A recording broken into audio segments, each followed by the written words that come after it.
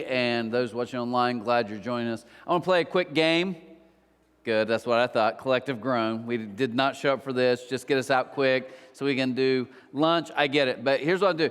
As think about the power of brands and the power of companies and their slogans and their commercials.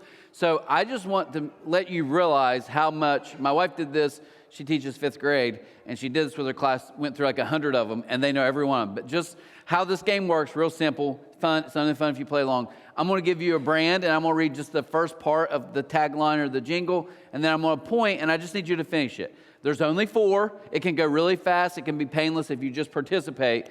The first service actually was good. I was surprised. They're usually pretty grumpy and like old codgers, but they were kind of into it. So hopefully, maybe because it's the first time you can answer something in a church building and know the answer. Right? Okay, no offense. Here we go. So first one is this, State Farm. So like a good neighbor.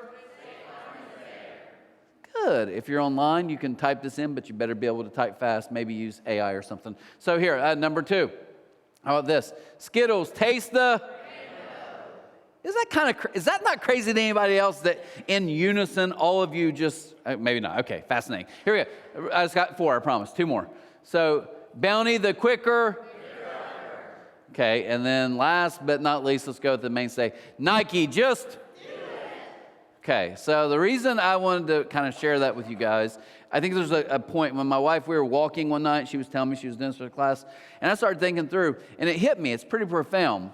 For us, most of you in here, I could do another 400 of these, and I bet almost all of you in unison could just keep spitting it out.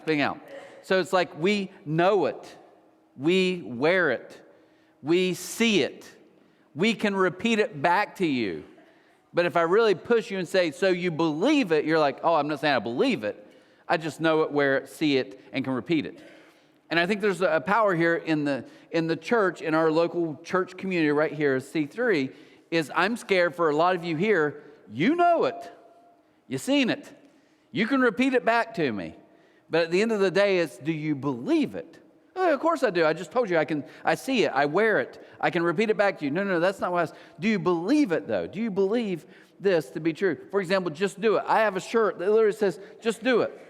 You know the one thing I don't do in life? I don't just do it, right? I just procrastinate it.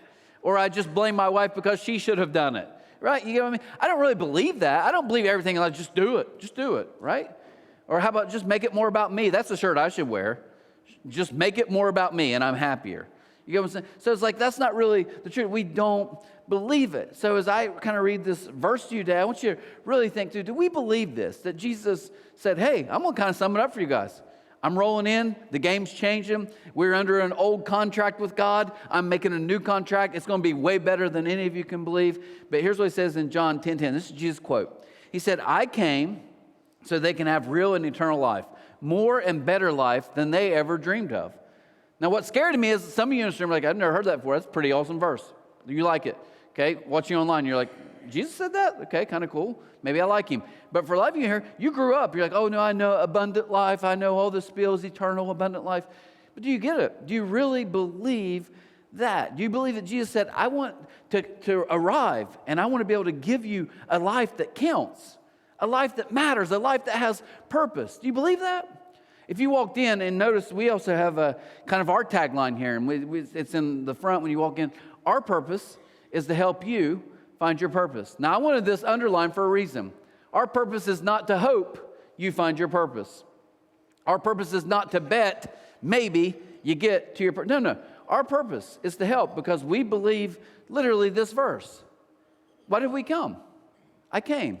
Jesus said, I came. So you could have really a life, a meaningful life, a life that matters, a life that's epic. That's why I'm here. He wants to give us that life. So what I want to do is backtrack, okay? Some scholars will believe in the Bible there's kind of 3 contracts, okay? So let me just give you, this one's free. I know we got to get out of here quick, so I'll go fast. Let me just summarize the Bible for you in 2 kind of big, distinct ways. The first is basically God created man, okay, a long, long time ago, and people debate on how long, but a long time ago, he created man and woman. And then it's like perfect, the garden's perfect, everybody's happy, and they mess up. When they mess up, they call it the fall. So it's like perfect creation, then the fall. Jesus comes on the scene and he claims to be the first perfect human. He's like, no, everything I do, he's perfect. And because of that, when he dies, he restores creation to where one day at the very end, we get back to the garden. So it goes amazing, too good to be true. We screw it up. Jesus comes and says, I'm going to fix it for you by me. And because of that, we get the garden again one day. That's summary. But there's also in the Bible, super fast, there's contracts. There's a contract God made with a guy named Abraham, which defined his people. Then there's a contract that he made with Moses about his holiness. And then Jesus comes along and he's like, I'm fulfilling all of that for all of you. So it's a good deal too. It's all good news. But here's the best part. Before Abraham even started, he didn't do one thing good. He wasn't this amazing guy as we all hear now. He literally was just kind of a shyster doing his thing. And God comes to him and gives him a picture of what I believe is the whole kind of concept of the Bible. Because it starts even before he makes a contract with Abraham. And it starts with this. This is what it says in Genesis 12:2. He looked at this guy named Abraham. He said, I will make you, your wife, you don't have kids yet, it's coming. I will make you into a great nation. But get this, he says, I will bless you. I'm going to make you famous. But here's why I'm going to bless you. I'm going to bless you so you can be a blessing to others. I believe this with everything inside of me. I think the whole concept of this Bible from start to finish is God saying, I want to be so good to all of you in this room. I do. That's the good news. He loves you more than you could ever imagine. And you don't have to do anything to earn it. You don't have to be better. You don't have to try harder. But he's like, I also ultimately want to bless all of you so you can be a blessing to somebody else. I can prove this, okay? I grew up in Sims Valley. Sims Valley, the fair is a big deal. It's like the world stops at Sims Valley and Rock Hill for the fair. And here's what I've learned at fair. I met my wife at the fair. Fair's a magical place. But every Saturday at the end of the fair, they sell the animals. And they have an auctioneer. Anyone in here an auctioneer? Okay, that would be weird if you were. Anyone in here ever heard an auctioneer before? Okay, yes. I mean, is it not crazy? I can't even repeat it, but it's so awesome. I listen to the sale. I'm like, gosh, that's awesome. I wish I could do that. But I'm going to play a little auctioneer game real fast, okay? Just to tell you how big. Here's what I want you to do. Everybody hold your hand up. Hold your hand up. Just do it, okay? Just join me. Makes it better. It's not as weird. Okay, I'm going to give you a number of blesses. When you think there's too many blesses in the Bible, I'm going to give you how many total number of blesses you think is in the Bible. Okay, 50. If you think less than 50, get your hand down. Or if you're just tired of playing the game, put your head down. Yeah, there you go. 100. 150. 200 times. He is so frustrated, he threw his phone down. Can't believe it. 250. 300 times in the Bible. I'll keep going. 400. 450. 500. Over 500 times. Now, let me ask you this. If one word is in the Bible start to finish over 500 times, it's probably important. Why? Because I think this is what God said. This is why I'm doing what I do. So before we get to Luke 10 today, and I will share a story with you and give you hopefully a picture that all of us can kind of wrap our heads around.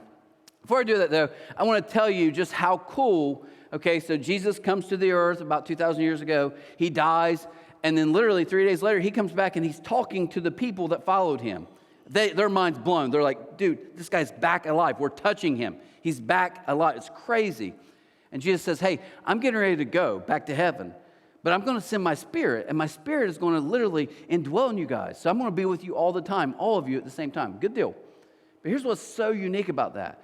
This early, what's called the church in the book of Acts, it exploded. Completely exploded. The church blew up. Okay, so as it blew up in this time frame, the Greeks and the Romans, which is where they all lived at this time, they can't figure it out. They can't figure out how this ragtag group of nobodies is kind of really gaining some momentum. Like it went from, 12 to 72 to 120 to now thousands, 3,000, 5,000. It's blowing up. So they hired, basically writing letters, and they get one of the guys, I can't pronounce his name, but I'll show you the letter. And they said, explain to us Christianity because we can't figure this out. Explain the way to us. And he was like, okay. So he went and watched them and kind of basically took notes. He wasn't a Christian. And one of the things that's cool, he said, they eat so many meals. It blows my mind. They have names for them. He said, I don't even know what the names mean. They're calling it like the Holy Communion. And he's like, I don't even know what they're doing. But they eat all the time together. That stood out to him. But I want you to hear his quote. This is so good. This is a letter from a non-Christian about 2,000 years ago talking about them. He says, these Christians, there is something extraordinary about their lives. They love those who hate them. Nobody does that. You hate me, I hate you, good, we're good, we don't have to talk anymore. He's like, no, they actually love people who hate them. Like others, they marry and have children, but they do not destroy or discard them. You see, back then in that culture, if you had a kid who was deformed, or if you had a girl, girls weren't very popular because they really didn't help you, especially with the Greeks, they would actually take their kids and discard them in the forest. What it meant was just let the animals eat them. They had no value of children like Americans do. They're just like, they're kids. Who cares? We can have more. They literally got rid of them. And what happened, the Christians were like, no, Jesus taught us kids are important. Kids are valuable. So they would literally go into the woods and rescue these kids. Just take them in like, you're our daughter now. They literally became that group. But here's my favorite part.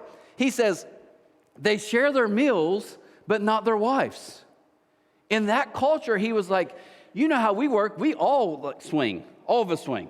Like if you were upside down pineapple all the way. If you were important in that culture, you could do it. But here's like, but we don't eat with just anybody. I would never eat with somebody who's lower than me. That culture, that literally is like, no one ever does it. He's like, they're just the opposite. For them, they'll eat with anyone. But then it seems like to me, their marriage is sacred to them. That fascinates me. But what I love the most about this is that outsider looked in and said, let me summarize it for you. They literally treat people who hate them well. They love people who hate them. Weird.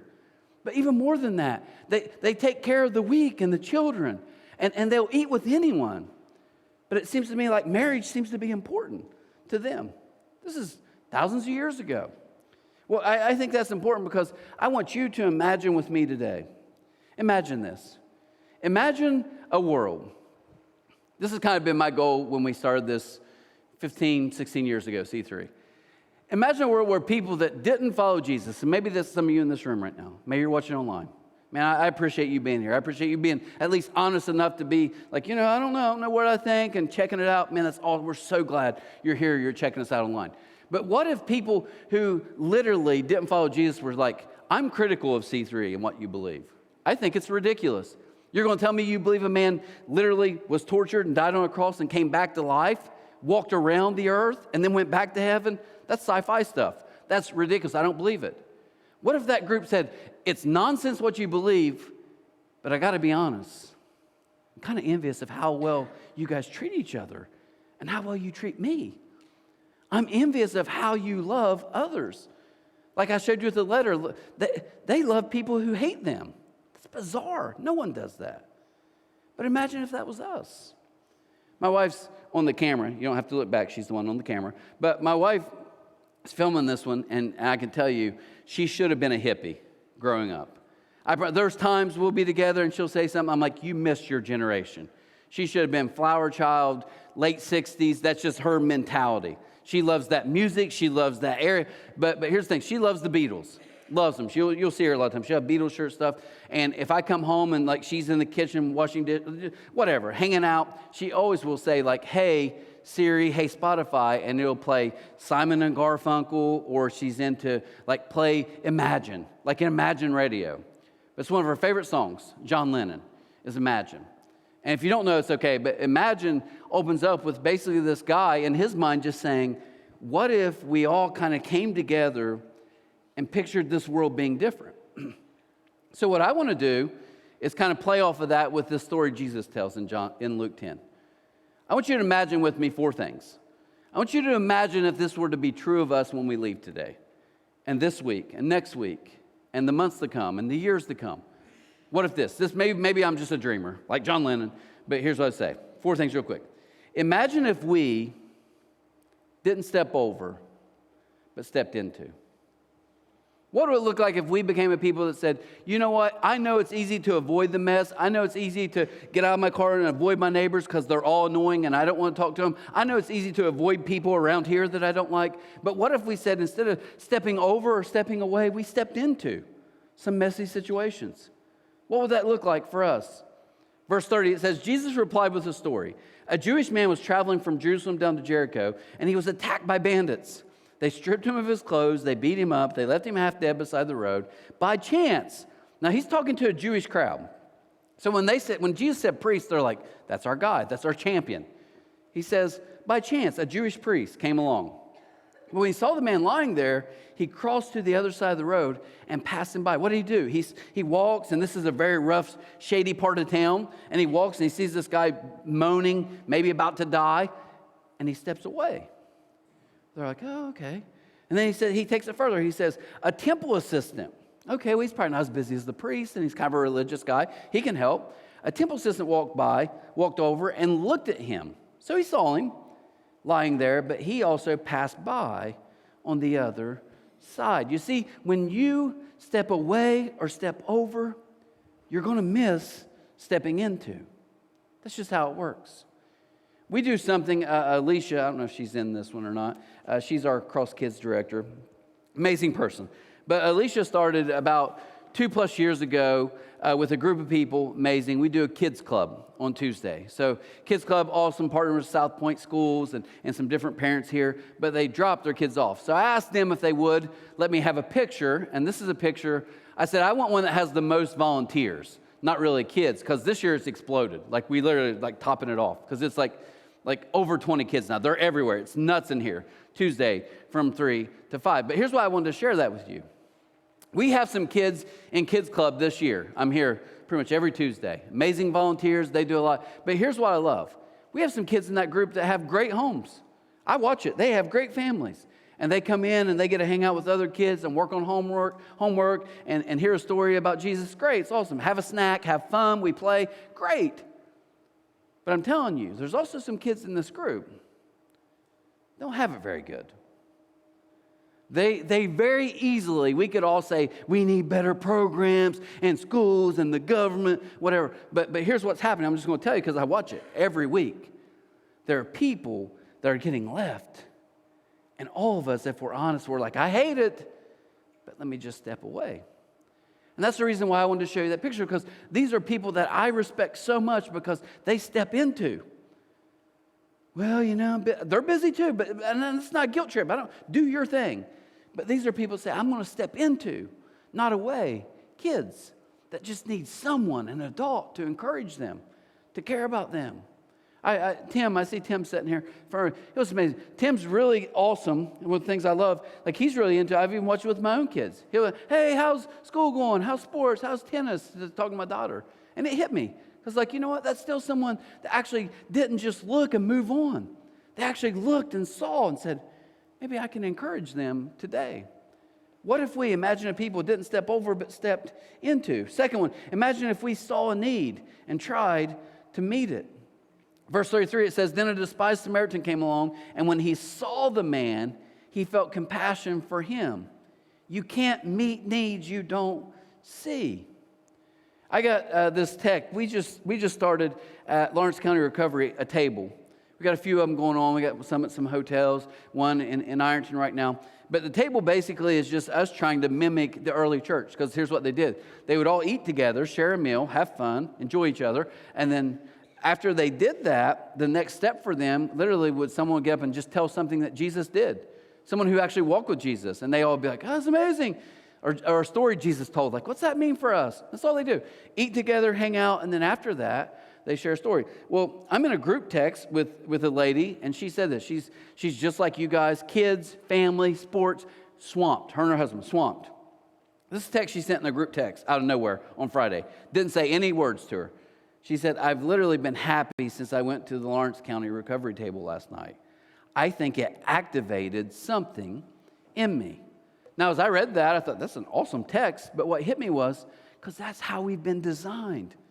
We've been designed literally to see needs and try to meet them. Because we literally, our identity is as servants. What if we didn't step over but stepped into? What if we actually saw a need and tried to meet it? Third one, real fast. Imagine if we didn't talk ourselves out of helping. This is what I'm guilty of. I'll tell you guys right now. I'll watch something, and I grew up, and my family, like many of you in the tri-state, went through, had some good times. I remember my dad getting laid off for a few years and taking odd jobs, and you just start getting a little older, and you start realizing, hey, we may be poor, right? We may not have stuff. But if you, like many of you in this room probably, if you grew up in poverty or around poverty, you know the story. And you see it all the time. I still see it where I live. I can be in the store buying groceries, and I think back to my life and the people I grew up with. And you watch, and they've got all their items, and they set it out, and they're counting. Okay, well, it's 38. Oh, 38. I counted 30. Okay, kids, take this. They're having kids take stuff. Like, we all watch that. You know what I do? I think, well, it would be embarrassing. I talk myself out of stuff all the time. But what if we didn't? Notice what he did. It says, going over to him. I have that underlined in my Bible. As he made his way, he's walking, he sees a bad situation.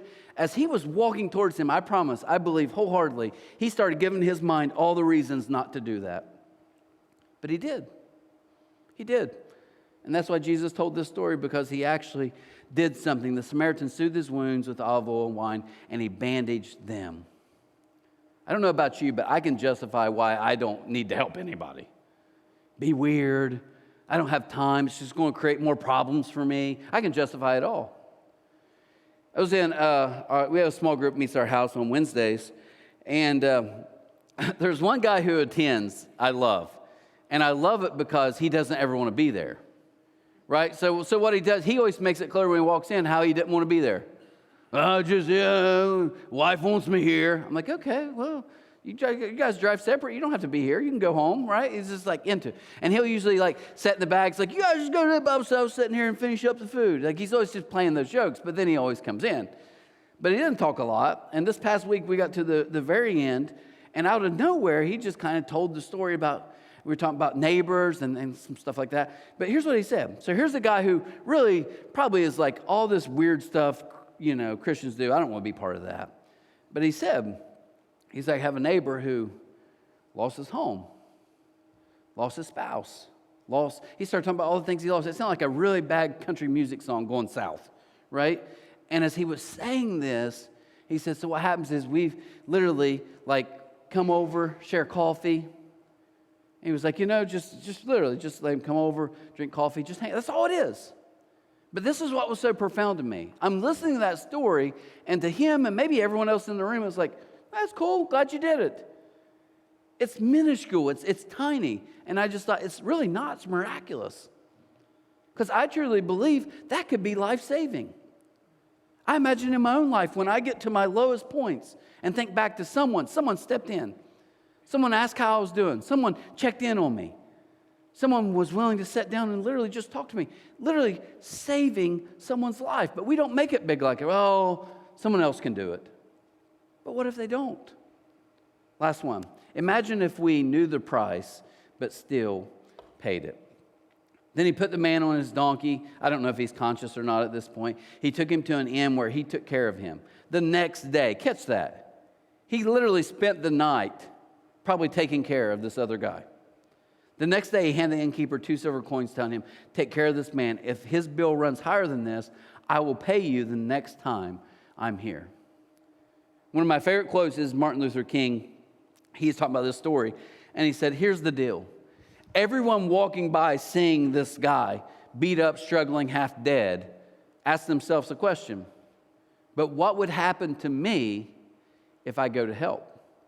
And he said the Samaritan's the only one who asked a different question. Instead of asking, oh, but what would happen to me if I decide to get involved? He said, what's going to happen to this guy if I don't? Simple. One simple question. What an amazing quote. Why? Because he knew the price, but he still paid it. So as we kind of get to the end of this and wrap this up, I want you, what if we became a people? Okay, and I want you guys all to see this. What if one day someone on the outside who thinks Christianity and churches are jokes, and they take money and they exploit people and they guilt you into doing stuff you never wanted to do, and they make God a bully? Say whatever you want. But what if that group would look at C3 and the churches of us in the Tri-State and say, you know what? There are people who see a need and meet it. People who know the price and they pay it. And they are a group you can't deny that don't talk themselves out of it. They are a group that literally feels like they have been blessed to bless others. So what's your step? What's my step? What's our step for this week? Here's what I want to challenge you to do. This week and the upcoming weeks and the upcoming months is I want you to get in your mind that when you go to school or you go to work, and I know some of you have some tough situations and you hate it, and I get it. Some of you are in school right now, college, you're like, I hate it, I'm miserable. But what if you flip the script and say, instead of just looking at all my junk and complaining about all my stuff, actually say, how can I be like this guy? And start seeing what's around me. Maybe there's someone that needs encouraged. Maybe the best part of your week this week is going to be how you actually help someone else. So here's your challenge. What if you would simply make it your aim to serve one person this week with a kind word, quick text, thinking about you. Someone sent me a text Thursday night and said, hey man, lots going on in that. Like, you doing okay? It meant the world to me. What about a random act of kindness? Maybe you don't even know the person. You decide just to do something nice, not for a pat on the back, not so God likes you more, because you've been blessed, so you can bless others. Or simply some of you, my daughter's a gift giver. She loves gifts. What if it's you actually taking the time, and it might be the smallest, cheapest gift, but it reminds someone that you were thinking about them that day. Game changer. Game changer. What if we became those types of people? So when we started C3, close to the planning phase, close to 20 years ago, I was in a living room, okay? I'm in a living room in South Point with a few people that are going to kind of start C3 with us. And we're just kind of talking about, I'm telling them kind of like what I feel like, what would look like for a church of people that literally we accept people wherever they are, but care too much. Let any of us stay where we're at, where we're going to be challenged to realize this life Jesus offers is better. So I'm going through this bill. And one of the ladies there, amazing, she's at C3 Berg right now, named Stephanie. She grew up in Illinois, and she moved back to go to Marshall, but most of her family lives here. Well, long story short, we're talking, and she said, and she didn't talk a ton, but she got kind of quiet, and she said, this past week, I had to go to Portsmouth for something. And she said, I was driving back through, and she said, I don't know why I did it, but I actually drove through Ironton, 2nd Street. She said, then I came back through South Point, and I just drove down 52 and just started looking at South Point. She said, then ended up obviously going to Huntington. But here's her quote. She got dead serious, and she said, I know you guys grew up here, so you don't see it.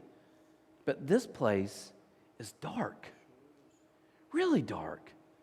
And what she was saying was, even after it makes me sad.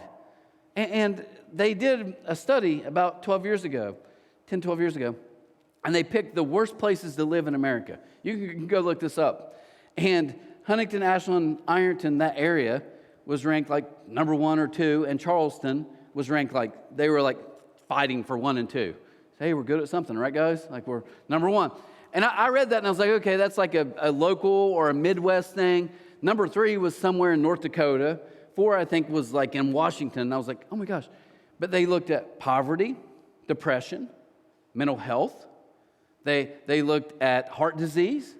They looked at the general consensus of schools and education and kids who were struggling. And it was we're the worst at all this. And I remember thinking back to that study, what she said when I read that study, I was like, it's dark. Now, for some of us, we can get real depressed and be like, what do we do? Move, right? Talking to a friend of mine, he was taking his first college coaching job, and he said, I was so amped, and I'm 20-some years old. He said, I went back to our old football coach, and I was so excited, and said, hey, coach, getting ready to leave tomorrow for New York, coaching job. You got any words of wisdom to be a great coach? Yeah, get out. That's what he said. I think some of us, we read that, and we're like, yeah, move. That's the good news. But you know what? That really doesn't discourage me, and I don't think it does you either, deep down. I think it kind of actually is challenging, let's make it better. Let's make this place brighter. So what's my dream? I'm going to put it on the screen for you guys. And if you've been doing the app, don't do the app. It doesn't matter to me. This is to me, over several years of really praying. But what would happen if by the end of 2025, okay, so what, a year and a half from now? What would happen if we took this to heart and said, every day, over 300 people in the tri-state are blessed? Through someone listening to them, sharing a meal, a kind word, a random act of kindness, what maybe a small gift that just lets them know, hey, I know you're going through a lot, just thinking about you, whatever it is. But what happened if that would happen 300 times to 300 people every single day? We could do that. We could do that. But you know what I believe? I believe that the tri-state would get brighter. Because if you've ever been on one of those inner cave tours that fascinates me, when they turn all the lights out, it's like you can't see nothing. And then someone takes a little cheap $1 flashlight and turns it on, and you're like, Because it doesn't take much light to light up a really dark place. That's us. I think all the way back to Genesis 12, that's what God's called us to do. Now, I'll say this. I'm a big picture guy, okay? I'm like, go big, go home. That's just my mentality. And I get that's not for everybody. I do. I get some of you here, like, oh, yeah, give her a little John Lennon speech and let's get out of here because I just want to eat lunch. But let me make this personal to you before we go, okay? Talked about Kids Club. And people around here, you guys do so many amazing things. We could go on and on. But let's harp on Kids Club for a second. 2 weeks ago, they go do homework, practice homework, help, then they eat a snack, and then they usually do an activity, and then they ultimately come back here at the end. And when they come back at the end, the reason is they do like a little Jesus story, they take prayer requests. So I've been sitting in there the last few times, just kind of watching it. One, because I love prayer requests. If you've ever been around kids, a group of kids, prayer requests is awesome. I mean, it's the highlight, I promise you, of your life.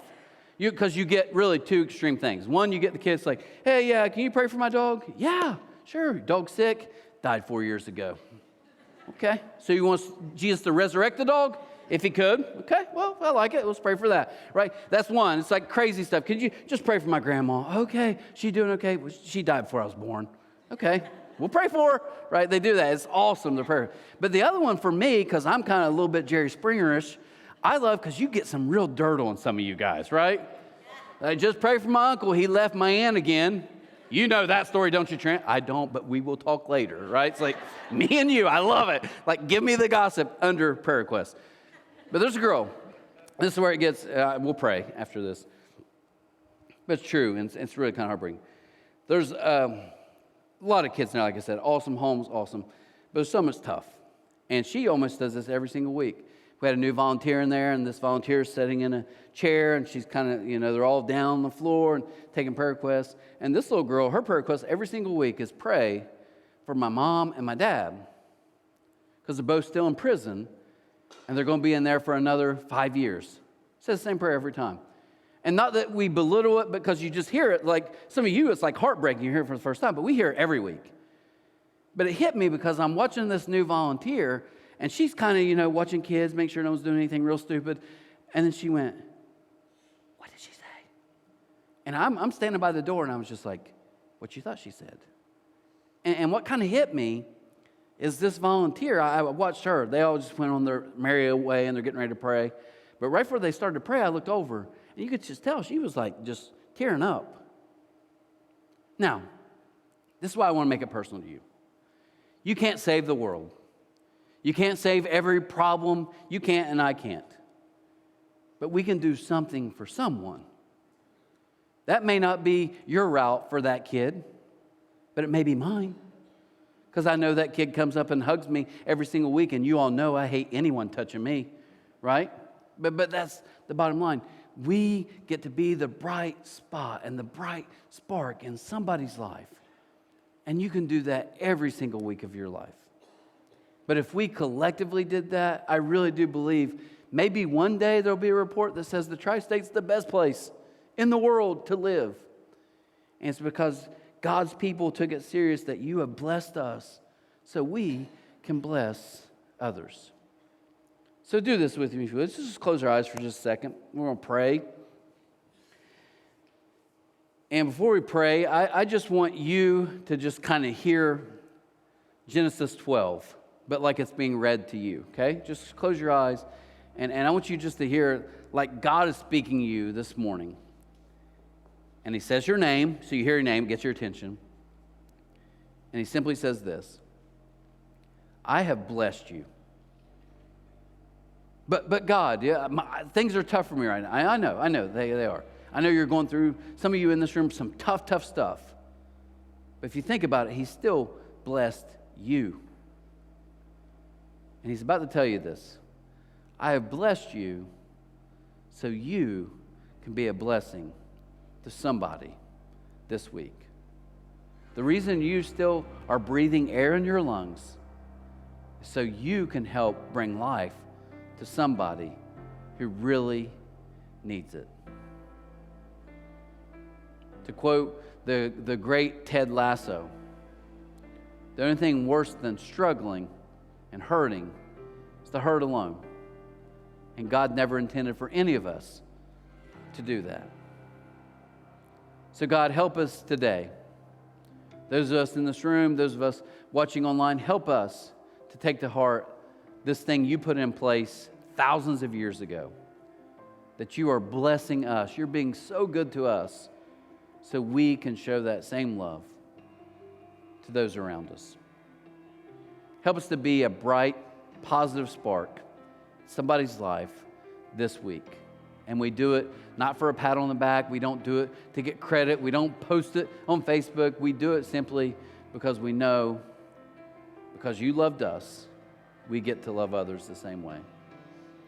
And God, I pray today before we walk out these doors that we take to heart that battle cry.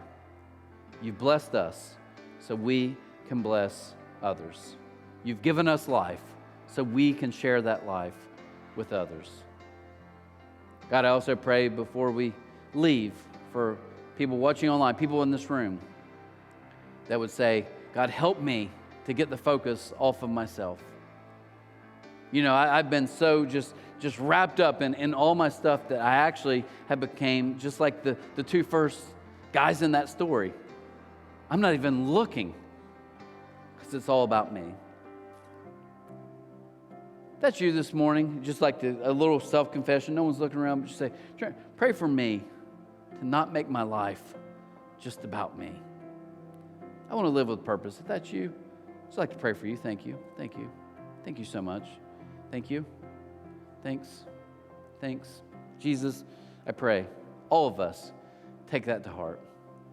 And I pray today, somebody here, someone listening online, that they don't know you and they don't realize it's not do good, be better, get it right, fix it. It's simply us coming for you and saying, I can't do this on my own.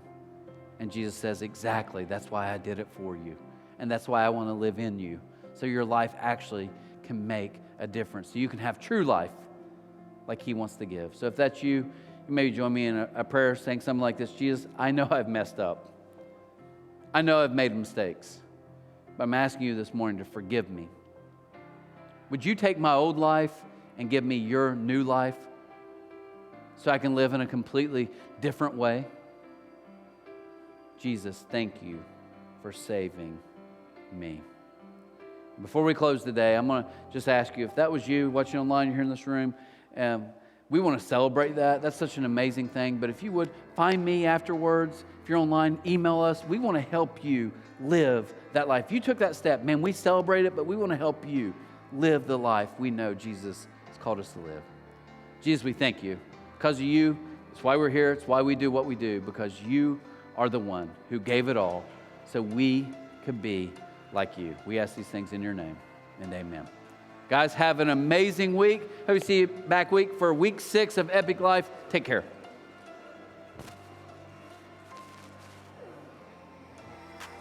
You came to set us free.